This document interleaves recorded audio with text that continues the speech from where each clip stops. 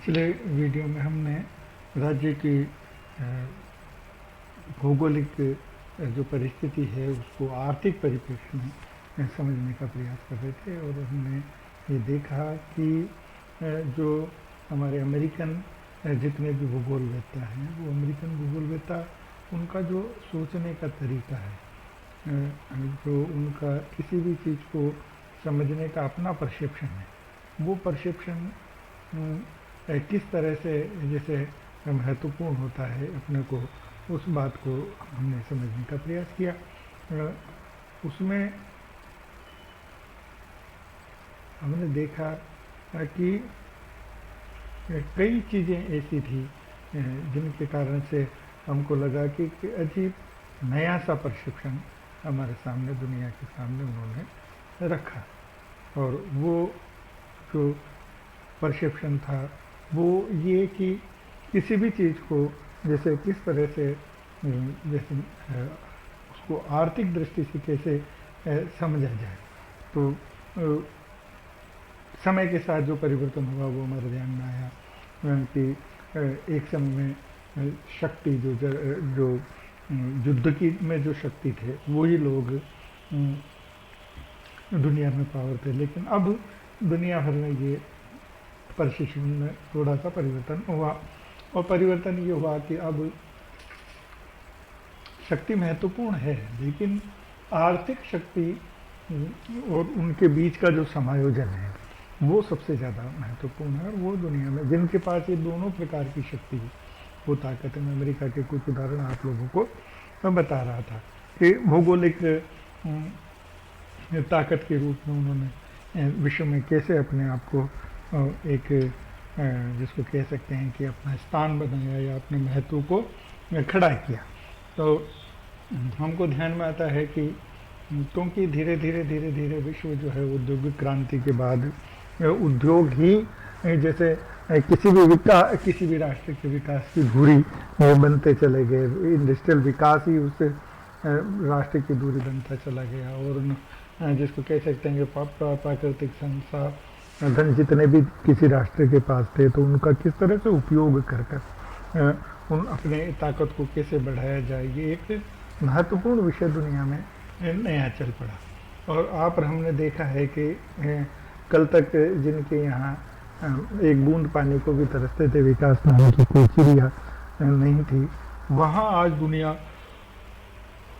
के विकास की जो धुरी राष्ट्र हो गए, अरब राष्ट्र आप हम देखते हैं।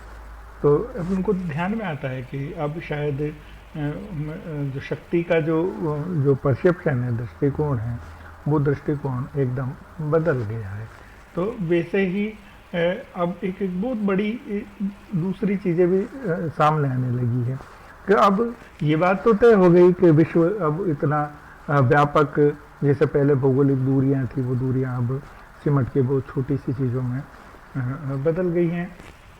और हमने देखा है कि सहायता भी अपने आप में एक स्ट्रेटेजी जिसको कह सकते हैं कि उसके रूप में हमारे सामने उभर कर आई।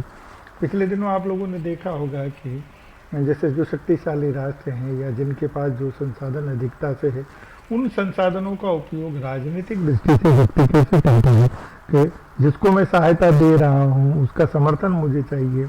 विश्व रंगमंच पे कई ऐसे घटनाक्रम होते हैं जिसमें वो चाहे देश गरीब है लेकिन संख्या की दृष्टि से अगर आपके साथ खड़ा है तो आपको एक नैतिक बल दुनिया भर में दिखाने को मिलता है। और हमने देखा है बहुत दुखद विषय है, लेकिन चर्चा मैं आप लोगों के सामने करना चाहता हूँ। 1973 में भारत में बहुत भीषण अकाल हुआ था।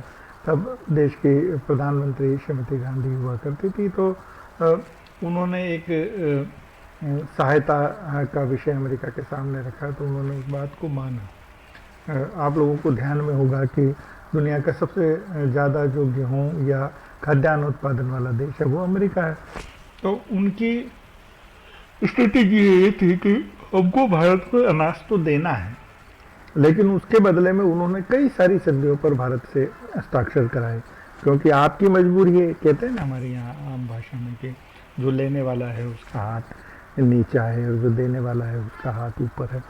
तो नीचे में आपको कई सारी बातों को उनकी मानना पड़ा। और अभी जो वर्तमान में आप ये जो गाजर घास देख रहे हैं, ये भारत का पौधा नहीं है, ये उसी PL93 73 जो आपका गेहूँ था, लाल सा गेहूँ था। आप के जो बड़े बुजुर्ग हैं घर में, उनको ज़रूर इस बारे में जानकारी है। पूरे देश में बहुत फेमस हुआ था वो गेहूँ। तो उसके साथ ये बीज आया और आज एक भयंकर बीमारी के रूप में सारे हिंदुस्तान पर, मतलब आपने 73 में जो गेहूँ खाया अमेरिका का, उसको आज तक आप भुगत रहे हैं सहायता के रूप में। तो एक जैसे कह सकते हैं ना, ये एक प्रकार का एम्बार्गो है, ये आप पर एक जैविक हमले की तरह है जो आपको वर्षों तक भुगतना है। तो ऐसे कई षड्यंत्र देश भर में, दुनिया भर में आपको नजर आएंगे राजनीति के बहाने, क्योंकि अब वो जमाना नहीं है कि सीधा आप किसी पर, कोई भी राष्ट्र किसी राष्ट्र पर हमला कर दे। कई तरह की समस्याओं को सामना उसको करना पड़ सकता है, लेकिन ये एक ऐसी चीज़ है जो आप सीधा सीधा किसी पे भी कोई भी बात आप आसानी से उसको आर्थिक उनके कारण से मनवा सकते हैं। तो ये हमको लगा, और आपको और भी जानकारी होगा कि दुनिया में जैसे क्या क्या स्ट्रेटेजी हो सकती है विकास और उससे संसाधनों को लेकर। जैसे अमेरिका, आप लोगों को, हमको पता है कि दुनिया में सबसे ज़्यादा गेहूँ पैदा करता है, तो उसके सामने ये समस्या है कि मुझे दुनिया में नंबर 1 रहना है। तो दुनिया में नंबर 1 वो हैं गेहूँ को लेकर, पर अपन एक बार बाजार की स्थिति को भी बहुत अच्छी तरह से जानते हैं। तो वो ये है कि अगर उत्पादन ज़्यादा होता तो किसी भी चीज़ का भाव, जो मांग और जिसको कहते हैं सप्लाई वाला विषय, तो अगर उत्पादन ज़्यादा हुआ तो उसके भाव कम हो जाएंगे। तो अमेरिका ये करता है कि भाव दुनिया में कम नहीं हो, उसका महत्व आर्थिक दृष्टि से कम नहीं हो, तो उत्पादन तो वो दुनिया में नंबर 1 वाला दिखाएगा, वो नंबर 1 है भी। लेकिन अपने अधिकांश जो गेहूँ है, क्योंकि उसका भाव बाजार में कम नहीं हो जाए उसके, इसलिए अधिकांश भाग को गेहूँ को समुद्र में फेंक देता है और उनकी मछलियाँ खा जाती है, उनका पोषण होता है। तो दुनिया में मेरी नंबर 1 शिप भी बनी रहे, दुनिया में गेहूँ का भाव भी कम नहीं हो, ताकि मेरा राजनीतिक महत्व, आर्थिक महत्व भी खत्म नहीं हो। तो ये जो पॉलिटिक्स है, ये जो आप राजनीति देख रहे हैं, ये राजनीति कहीं ना कहीं इस परिदृश्य से निकल कर आती है। तो वो उसको वो भी हमको पढ़ना है, उसको भी बहुत माइन्यूटली हमको समझना है। दुनिया भर के ऐसे कई विषय हैं, जैसे भी आपने एक विषय देखा था कि ईरान और इराक के झगड़ा हुआ और लड़ने अमेरिका आया। तो ये क्या है, इसका क्या मतलब है? मतलब 2 लोग लड़ रहे हैं, तीसरा आदमी एक की मदद करना रहा है, इसका मतलब उसका कोई ना कोई स्वार्थ है, इसलिए वो लड़ा। और जब इराक युद्ध हार गया तो 1-1 मिनट का खर्चा उन्होंने इराक से वसूल कर लिया। तो आप और हम इस बात को समझ सकते हैं कि ये जो ऑयल की राजनीति है, तेल की जो राजनीति, पेट्रोलियम की जो राजनीति, वो कितना प्रभावित करती है कि अमेरिका सारी की सारी दुनिया को अपने स्वार्थ के लिए युद्ध में झोंक सकती है। मेरे युद्ध, मेरे आर्थिक स्वार्थ को, मेरे तेल के स्वार्थों को कोई चोट नहीं पहुंचनी चाहिए। तो पूरा का पूरा दक्षिण एशिया उस युद्ध में शामिल हो गया। बहुत बड़ा भीषण युद्ध अभी 94-95 में लड़ा गया। तो ये जो परिदृश्य है, ये हर दृष्टि से है। क्या आप अपने आर्थिक महत्व को अगर दुनिया में बढ़ाते हैं, तो पिछले दिनों हमने भारत के संदर्भ में देखा कि दुनिया के मानचित्र में भारत एक नए बाजार के रूप में, नई एंटरप्रेन्योरशिप के रूप में उभर के आया। तो दुनिया के देशों ने उसका महत्व को स्वीकार किया है, क्योंकि आपको दुनिया में अपना सामान और अपनी जो विशेषताएं हैं उनको दुनिया के सामने रखना आना चाहिए। ये एक बाजार का अपना सिद्धांत है, बाजार की अपनी प्रवृत्ति है। तो वो सारी की सारी चीज़ें आपके दैनिक जीवन में लागू होती है। तो ऐसे सभी ऐसे प्रमुख बिंदु कौन कौन से हो सकते हैं, उनको ध्यान में रखते हुए हम आगे बात करेंगे। और ये जो अमेरिकन जितने भी हैं, वो 4 प्रमुख बिंदुओं पर इसकी बात करते हैं कि ऐसे कौन से विषय हैं 4 जिनको राजनीतिक भूगोल के अध्ययन में शामिल किया जाना चाहिए। सबसे पहले फ्रांस के विद्वानों की तरह ये भी क्षेत्रीय जो लक्षण हैं आपके, इनमें स्थिति, आकार एवं आकृति, कोण एवं नाभिक क्षेत्र, इन सबको उन्होंने इसमें शामिल किया है। और वो भी, लेकिन इन सारी चीज़ों को ये यद्यपि फ्रांस के लोगों ने भी शामिल किया, लेकिन इन्होंने यहाँ जो शामिल करने का जो अपना मन है, इनका अपना जो विषय है वो दूसरे तरह का है। वो ये मानते हैं कि जितनी जो ये 5 विषय, तो माफ करिएगा, वो 4 के बजाय 5 विषय हैं। जो सबसे पहले वो भी मानव की जो विशिष्ट प्रवृत्ति है, उत्पत्ति, वृद्धि, निर्जाति विशेषताएं मानव समूह की, उसको महत्व देते हैं, क्योंकि इस प्रकृति को चलाने का काम प्रकृति अपना काम करती है, लेकिन मानव जीवन अपने विकास में कैसे उन सभी भौगोलिक संसाधनों का उपयोग करते हुए आगे बढ़ता है। इसलिए मानव को केंद्र मानना और सारी पृथ्वी की जितनी गतिविधियां हैं उनमें मानव को केंद्र मानना, और उस केंद्र मानते हुए भी मानव जितनी गतिविधियां करता है उन सभी गतिविधियों में आर्थिक गतिविधियों को सबसे ज़्यादा महत्वपूर्ण मानना। तो आप जब इनके सारे विषय देखेंगे तो आपको ध्यान में आएगा कि ये किस तरह से आर्थिक विषयों पर पुरजोर तरीके से अपनी बात को रखते हैं। उनमें कहते हैं कि मानव समूह कौन कौन सी चीज़ें शामिल की गई, मानव समूह, उसकी उत्पत्ति, वृद्धि, उसकी विशिष्टताएं, मानव द्वारा अधिकृत क्षेत्र और उस क्षेत्र की विशेषताएं। भौगोलिक क्षेत्र आपके पास है, लेकिन भौगोलिक क्षेत्र की वे कौन सी विशिष्टताएं हैं जो आपको आर्थिक रूप से ताकत बनाएगी। जैसे उन्होंने कहा कि उसकी स्थिति कैसी, क्षेत्रफल के साथ, संसाधन क्या है, संसाधन ही है लेकिन वो संसाधन महत्वपूर्ण नहीं। संसाधन अगर यूरेनियम निकल जाता है, संसाधन अगर सोना हीरे निकल जाता है, संसाधन अगर तेल निकल जाता, तो ये जो एक परसेप्शन है वो आर्थिक परसेप्शन, मतलब